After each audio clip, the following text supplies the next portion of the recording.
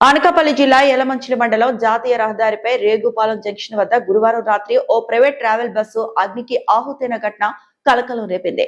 బస్సులో ప్రయాణిస్తున్న 45 మంది ప్రయాణికులు డ్రైవర్ అప్రమత్తతతో సురక్షితంగా బయటపడటంతో పెను ప్రమాదం తప్పింది. ప్రత్యక్ష సాక్షులు తెలిపిన వివరాల ప్రకారం భువనేశ్వర్ నుంచి చెన్నైకి 45 మంది ప్రయాణికులతో ఓ ప్రైవేట్ ట్రావెల్స్ బస్సు బయలుదేరింది. జాతీయ రహదారిపై ప్రయాణిస్తున్న బస్సు రాత్రి సుమారు 11 గంటల సమయంలో రేగుపాలెం జంక్షన్ సమీపానికి చేరుకోగానే అకస్మాత్తుగా బస్సు నుంచి మంటలు చెలరేగాయి. కొద్దిసేపటికే మంటలు వేగంగా వ్యాపించడంతో బస్సులో ఉన్న ప్రయాణికులు భయాందోళనకు గురయ్యారు. పరిస్థితిని గమనించిన డ్రైవర్ చాకచక్యంగా వ్యవహరించి వెంటనే బస్సును రహదారి పక్కకు నిలిపివేశాడు.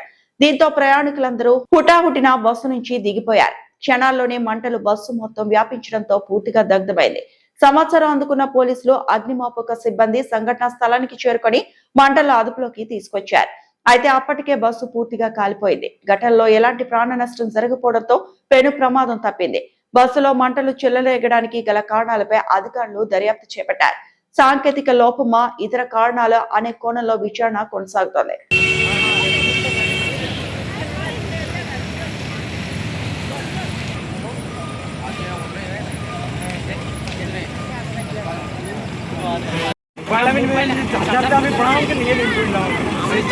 साढ़े